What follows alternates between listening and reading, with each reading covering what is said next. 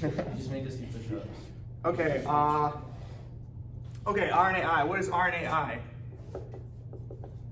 Hopefully I spelled it right. I don't, let's see, is it 2 R's? Okay, so RNA interference. So the idea of RNA interference is every gene can transcribe messenger RNA, right, which gets translated to protein. This is gene X. And the idea of RNAi is that this is normal for the cell, but double-stranded RNA, that like this, that will form. This is not normal for the cell. It's usually not used to seeing this. And so it has developed systems to destroy molecules that look like this, double-stranded RNA. So that's like the gist of RNAi, is if you can create the other sense product of any transcript, you should be able, that will create like a hybridization. And then once it's hybridized, the cell can recognize it and it degrades it, which leads to loss of the protein. So that's the idea of RNAi. When you measure RNAi, or if you read like a paper on RNAi, you'll usually see graphs that look like this, where you have on the y-axis the quantity of transcript, and then of some gene. So let's say it's like actin. Here's plus antisense RNA minus antisense RNA. You'll usually see things that look like this. So this is what you'll typically see the data if you actually successfully generate RNA interference, where you're knocking down translation of a protein. What else is worth pointing out about this? Okay, so look at this. What does that suggest? If you were looking at a paper and you saw this graph and you saw this in the presence of the positive antisense transcript. There was a lot of interference? Yes, a lot of interference. What else? Is it complete? Like, is this complete knockdown of, would this lead to complete knockdown of a protein actin if you saw this condition? Why? Because there's a bar. Yes, there's some transcript left. Okay, so there's some transcript left, and so the caveat of all RNAi experiments is this is what's called knockdown. And explicitly knockdown implies like it's lowered, but it's not completely gone. Okay, so that's a thing to understand, is when you're interpreting RNAi results, you always need to understand that the protein is never completely gone. You can never reduce it to 0. So that's kind of like a caveat. So this is in contrast to what we've talked about all the rest of the semester, which is a knockout. And the knockout is different from this in that the knockout, you're actually like getting rid of the actual gene. So understand knockdown versus knockout. Okay.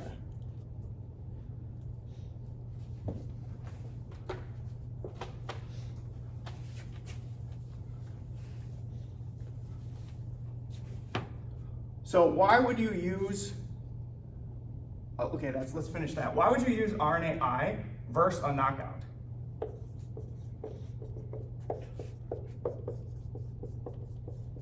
So if I just told you, if what I just told you is true, and RNAi never leads to complete knockdown of the protein, why would you not just always use knockouts when you're trying to? Maybe it's essential? Yes, okay, that's the other key thing, is if you're trying to make knockout of a gene X, that's essentially impossible if the gene X is essential. So you can't study, it makes it very difficult to study essential genes because you can never create knockouts. But RNAi gives you the chance or the potential to knock down the transcript, and that allows you to potentially study genes that are essential in that context where you're knocking them out temporarily, where the organism might stay alive if you're just knocking it down in a particular tissue or for a temporary period of time. So many like key developmental biology genes are studied with RNA interference because if you knock it down temporarily and then you, hang on. Let's go to the next thing.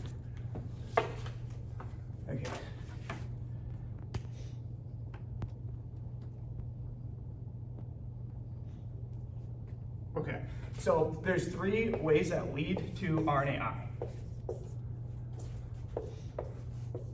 There's three different inputs. First input is double-stranded RNA.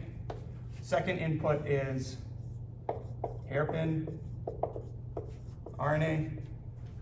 And the third input is the Pee-wee pathway, which we won't talk about. Okay, so there's three pathways that lead to RNAi. This one is called the siRNA pathway, the small interfering RNA. The input for that is double-stranded RNA. The second mechanism is called microRNA pathway, okay? And these are just subtly different in that the input to the system is a hairpin, okay? But in both systems, the input is essentially double-stranded RNA, but it derives from different sort of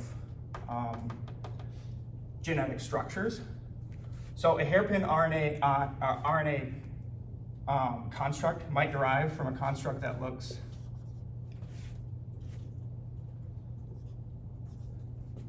like this.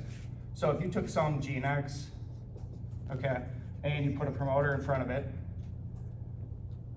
and you put the, here's the start codon, you put the full ORF, sequence of the full ORF, and then a little loop region, and then the antisense, so the backwards sequence of the gene.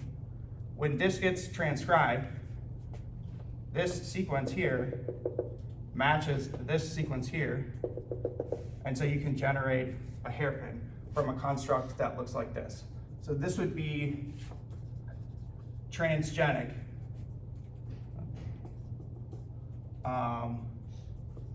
micro RNA pathway, a construct that looks like that. And you can put that in a plasmid, or you could put ends on that somehow and insert that.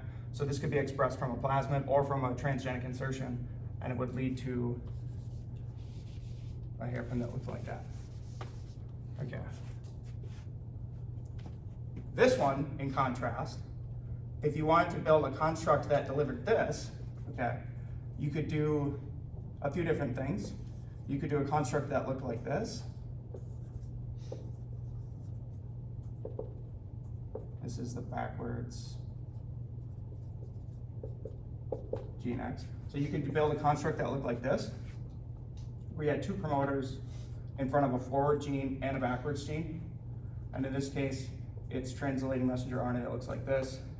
And in this case, it's essentially translating messenger RNA like this because it's on the other strand. And these come together to give you that. So that's one way that you can build that in a plasmid. The other way that you can build that is you have gene X. You can put a promoter here going this way and a promoter here on the other strand going this way. And that will, in some situations where the RNA polymerase starts here, it'll give you this. And where the RNA polymerase starts on this side, on the other strand, it'll give you this. So you can generate these products from different transgenic insertions, but they all lead to double-stranded RNA. Okay. So once the cell sees this, so the thing about RNAi is it's another one of these like cellular immunity systems, because whenever the cell sees molecules that look like this, it wants to get rid of them. Why would it want to get rid of these? Because they're not native. Yeah, well, what do these look like? They're not natural. Well, how are they not natural? Like, they're different. Where do you see things that look like this? In what types of organisms? Eukaryotes? No, you see double-stranded RNA typically in eukaryotes? No. Where do you see it though? This is your thing. That's why I'm. Viruses. Yeah, viruses. Viruses have these types of molecules, right? Yes, agree? yeah, You agree? Okay. So the virus expert agrees. I wouldn't say that, but say the virus novice.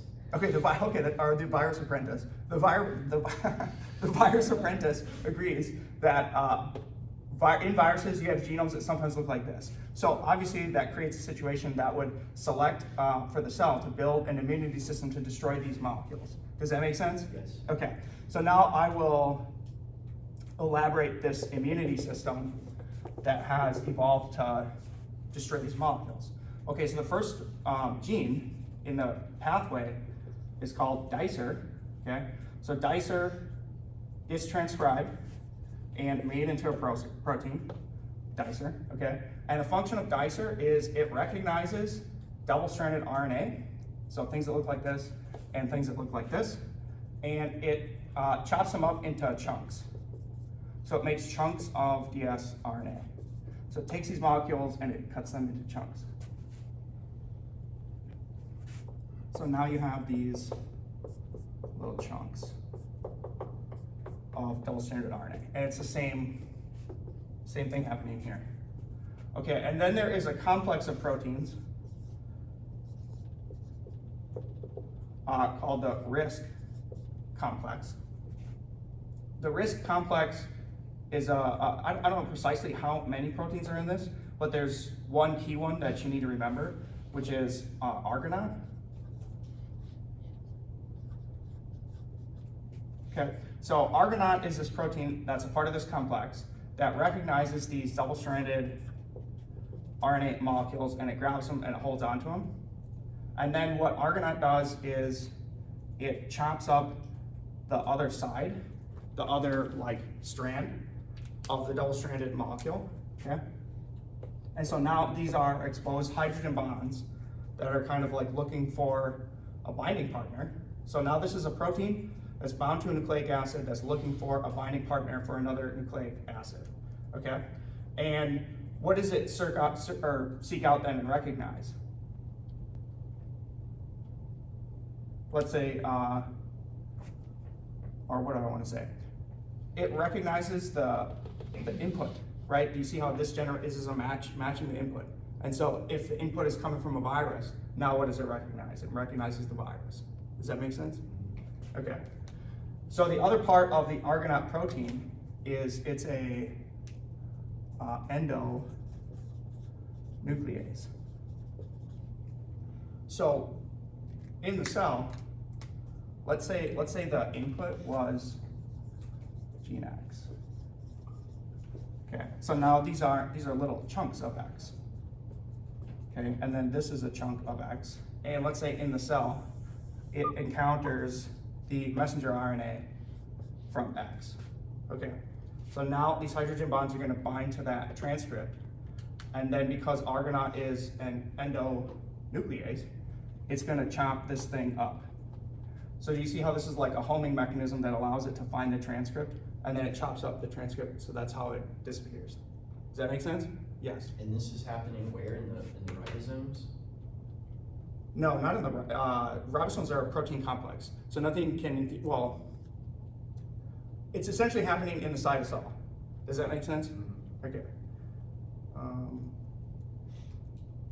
Actually, that's a good question. Let me think about that. So transcripts are transcribed in the nucleus, but then they go out to the ER to get translated.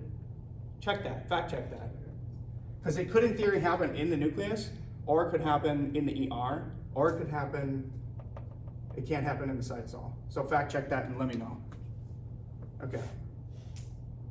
Is there anything else?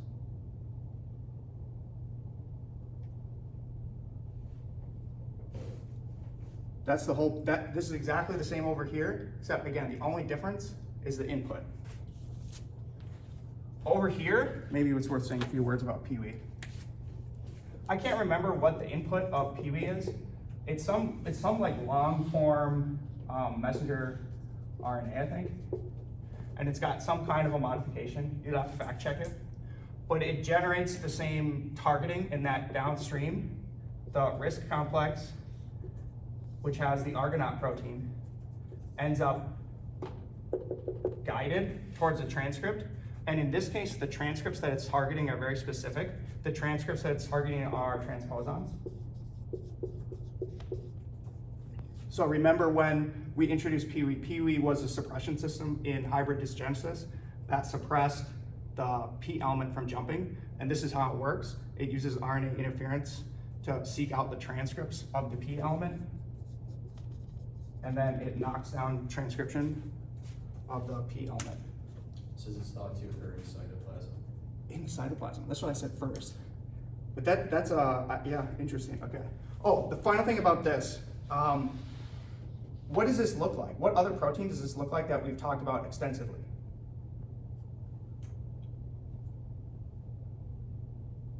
Can anybody see the connection? Cas9? Yes, Yeah. it's very similar in mechanism to the Cas9, where you have this, there's actually a few of these. So there's Argonaut, there's Cas9, and there's a few more. These are essentially like what are called homing endonucleases. They have some form where they can guide to a sequence and cut it. So there's a few of these, and this is one that targets messenger RNA instead of DNA double-stranded breaks. Okay. How much time do we have left? 35 minutes. Okay, we got a lot. Was that it? No, that was not it. I think I got some more. Let's hope so. Okay.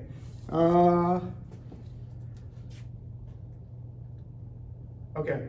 RNAi in insects. Okay, so RNAi in insects, it's been hoped to be a way to kill insects that are in the field. So how could you develop this system to potentially kill insects in the field? Let's create a list of ideas. So let's say our goal is to kill insects with RNAi in a cotton field.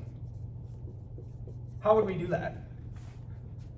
What if you could make one that targeted like vitellogenesis? Okay, so you're saying target and essential process in the bug. Okay, so give me more. So that's one part in the process. So you're saying the RNA, the input, let's build our construct. Input looks, let's say, you said vitellogenin? Sure. So we'll build a construct that looks like this. So we now have a plasmid, but that's not getting us our goal yet. So what should we do next? We put in something to spray. So if you did that, if you just put a plasmid, what do sprayers look like? I don't actually know what they look like. I suppose it's somebody like with a backpack. A little apple here. Yeah, and a little like, okay. Okay, so so then you have a tank here in the back. If you just put plasmid in the tank, that's not gonna kill the bugs, because you're just spraying DNA. What? Do we micro-inject them?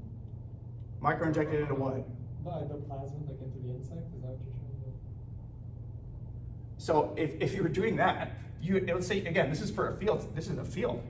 You're gonna collect millions and billions of insects in the field and micro-inject those insects? Like, that would be a huge pain. That would never be cost effective. What do you get the plasmid in the plant? Yes, okay, see that's what I'm trying to get you to kind of like think through, is like, how would you actually like design this? Okay, so you could put it in a plant. So you would do the insertion then probably with aggro. So you would put the TL and the TR here. You'd have some selectable marker. I can't remember what it was. Spec 50. Is this, okay, good.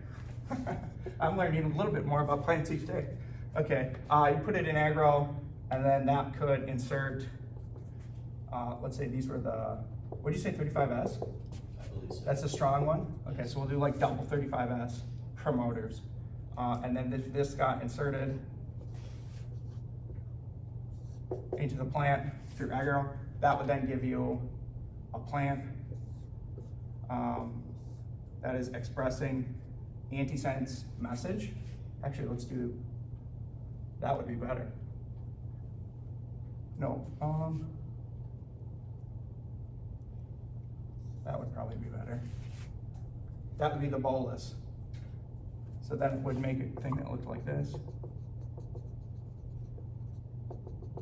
In the plant, and then as soon as the bug, whatever it was, ate the plant, it would absorb the double-stranded RNA from the plant cells. Does that make sense? So as it's digesting the plant cells, the double-stranded RNA is getting released into the gut of the insect. So let's talk more about this because this sort of like elaborates some of the problems with RNAi. So let's say you did this. You're now in the insect gut. You have double-stranded RNA. What has to happen to get RNAi in the bug?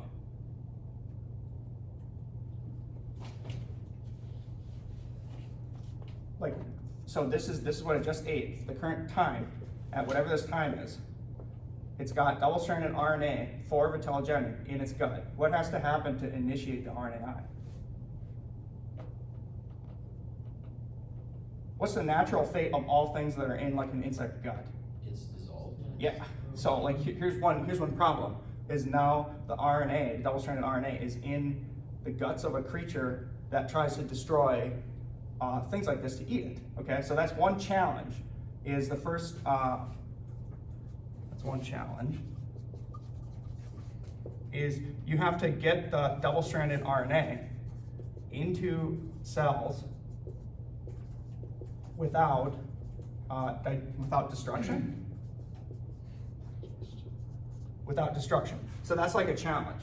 Also, the insect gut has a different pH, and so the RNA might be unstable in the gut.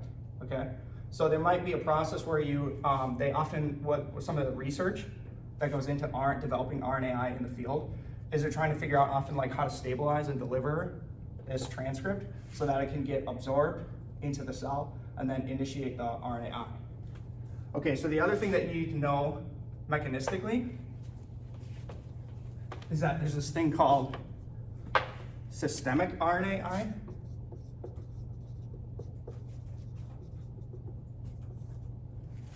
Okay, systemic RNAi is when RNAi is initiated in the entire body of the insect, not just one cell, okay? So that takes sort of like a bigger process. Imagine this is like the gut layer cells, okay? And there's cells all around this structure. And imagine you get your RNA, double-stranded RNA, into one cell, okay? That will turn on the RNAi system in that cell. So you'll get knocked down in that cell. And by turning on the RNAi, I mean like the genes for dicer and the genes for the RISC complex will probably get like turned on and upregulated, and then this will initiate the knockdown, okay? But this is only in one cell. So some insects have what's called systemic RNAi, where again, they think this is a virus. And so they need to have a whole body system to try to destroy this before it spreads through the whole organism. So then what they'll do is after dicer like makes those chunks, some insects have processes where they can share, they can like pump out those little double-stranded RNAs or pass them to the next cells. So essentially like there's some channel that they can pass the double-stranded RNA to the next cell. And then this chain initiates where it's passing these double-stranded RNA molecules throughout the whole organism, and this permeates throughout the whole organism. And then you get systemic RNAi where the whole gene gets knocked down for the whole insect. So in this case, if you knock down vitellogenin in the whole insect, maybe you get like, maybe that would, the phenotype would maybe be that the fecundity goes to 0 because it can't make eggs. Maybe that would be the effect. If you wanted to actually like outright kill the insect, you'd probably want to choose something like, maybe like actin. You'd have to look at what genes would be good for this, but maybe something like highly conserved, that's constitutive that every cell would just die if it doesn't have actin. Probably something like that. Okay. So the other sort of like challenge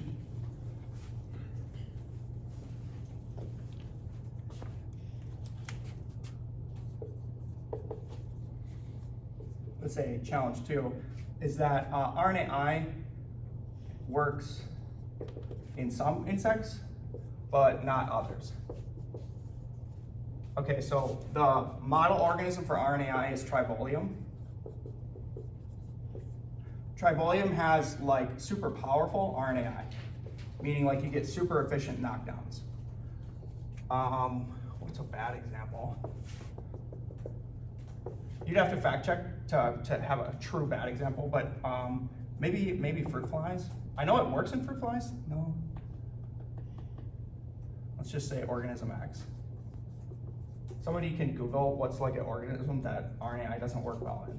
But there are some organisms where RNAi doesn't work well. So my next question is, what's different about these organisms that would make RNAi work well in Tribolium, but bad in organism X? What would have to be different about their genomes?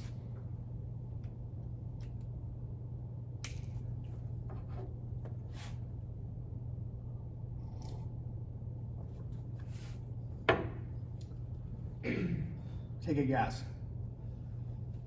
One have a systemic RNAi? You're saying one has systemic, one does not? Yeah, What would be the mechanism for that? So if we're talking about systemic, I kind of meant just normal RNAi, like in any cell. But if systemic versus normal, I guess. You said what again? I just said this one would have systemic RNA. But what would be the mechanisms of that? Like try to think of like what could actually be the genetic difference that would cause that. Cell types? What's expressed in the cells, the outside of the cell that shares the molecule? Membrane? Okay, so but double-stranded RNA can't just pass through a membrane. Like it won't diffuse through the membrane. So what do you need to actually get it into the cell? Like a channel? Yeah, either a channel, or maybe like channel protein. Receptors? Maybe receptors. Maybe that receptors that cause like endocytosis. So maybe if this is an organism that like encounters RNA frequently in the wild and like eats it for some reason, maybe they have very abundant receptors for this to pull it into the cells. I don't know. But these are examples of ways that you could get this genetic difference, the actual mechanism that you could encode that. Maybe you're missing a protein that actually is the channel for the double-stranded RNA. What about like just normal RNAi in a cell? What could be the difference, the genetic difference that would cause RNAi in cells individually to work well in one insect versus another? Like pH, either diet or something? That'd be more like a gut difference. Yeah, that would be more like systemic, like whether it works or not. What proteins are actually essential for RNAi to work? Dicer? Yeah. Okay. So dicer and RISC complex. For example, if Tribolium had multiple copies of the genes that encode the RISC complex. So remember, I can't remember exactly how many genes there are that encode the complex. But if you had, let's just say it's like this. It's not like that. It's not like there's an R protein, I protein. But imagine it's like this. If you had 2 copies of this, I won't draw the whole thing. But if you had 2 copies, now you'd have double the expression of the complex. And so if you have double expression of the complex, you might have more protein and you might have much more efficient knockdown. And this would also give you, if you had double copies, it would allow them to diversify and evolve a little bit. So you might actually evolve better versions that can improve it. So that's one example of how you could have a genetic difference in copy number of the genes that encode the system that might be the cause that Tribolium is better, for example, at RNAi versus some other bad insect. In the bad insects, they might have knockouts of the RISC complex or knockouts of dicer just by like random evolution. What processes, here's another interesting question, what processes would select for this or select for this in evolution? What conditions?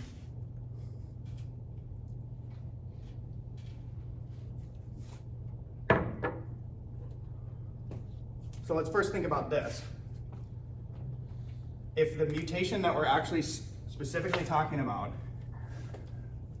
is, let's say, duplication of dicer. So the mutation is dicer 2x. And let's say this improves RNAi, makes it better.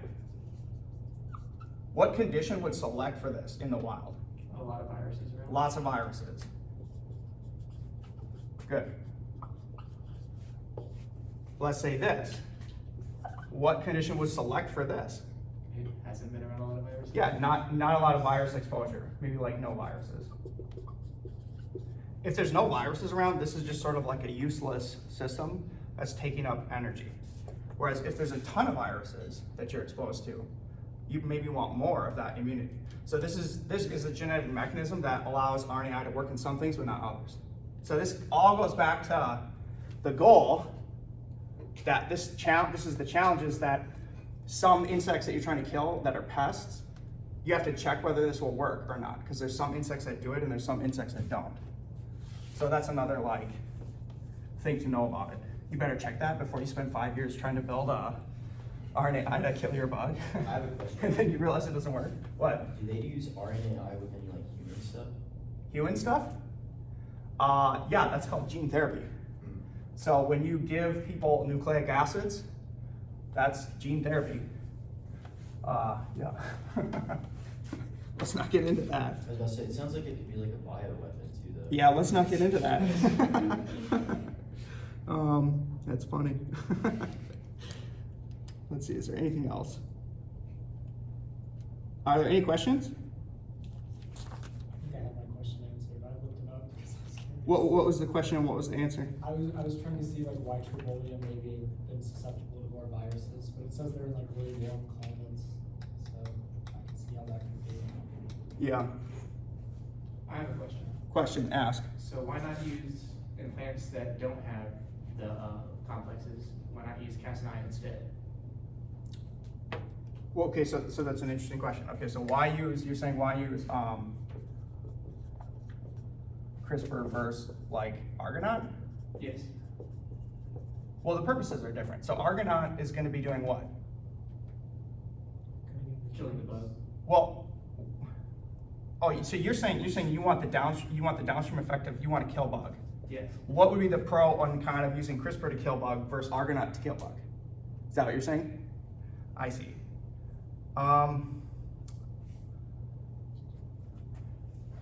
So you're saying like maybe you could formulate like a spray that had like like I'm trying to envision how this would work. Maybe you could form a spray that had like an RNP that targeted like an essential gene. Yes. The same gene that we're targeting with the. That's an interesting question. That's probably possible. I don't know if anybody's ever like tried that to deliver like an RNP. One question would be like, which of these is more stable? And that's actually a problem with RNAi is, guess what? You're picking the less stable nucleic acid. So that's not very stable. Again, that's why all the research is developing like weird things to deliver the double-stranded RNA. In this, like what would have to happen for this to work is this would have to be able to get into the cell, like get uptake into the cell without disrupting the RNP. That may or may not be possible in certain situations. Most of the stuff that I'm seeing using CRISPR to kill bug, I'm trying to think of the exact examples. Most of that's for like sterile insect technique, where they develop an inheritance thing where they have a Cas9 inserted into the genome with some kind of like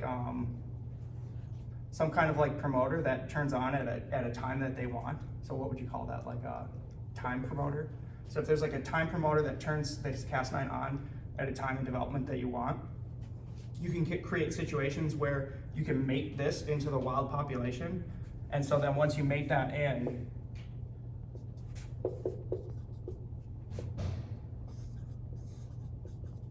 once you mate that into the wild population and then the time promoter turns on, then it will develop the RNP and kill the insect. So if you wanted to do that, maybe you target like an essential gene in the larval, like maybe like an essential blockade gene. The downside of this So do you understand at least the concept of how you could design a system that would do this? Okay, so the downside of this versus this is which of these involves GMOs? This one or this one? Both? Because, If you're transgenically encoding this, yes, but if you were spraying double-stranded RNA, which some people do, if you were spraying it, then in this case, you're delivering a chemical, not a genetically modified organism. In this case, you're delivering a genetically modified organism. and that's the case with no agro on the, for the, agrobacterium? Say that again? There's no agrobacterium insertion of the, Of this? yeah. You could do it that way. There's multiple ways that you could do it. You could do a transgene insertion of the double-stranded RNA construct. Like you could do a transgene insertion of that, but you could also in vitro use in vitro transcription to generate this, and then you could spray that. So you could do this, you could deliver this without transgenics. And in that case, like one of the things that you'd have to consider is like the regulatory burden of developing this and implementing this versus this and implementing that. If this is non-GMO, then that's going to be a lot easier to develop and implement and field test. If this is GMO, it's going to be very difficult, at least right now, to develop, implement, and test. This is interesting though. We'll talk more about Cas9 transgenic insects when we get into sterile insect technique. I think that's actually like the next lecture. What time is it? 3:37. We're early? Okay, let's be done. It's Friday.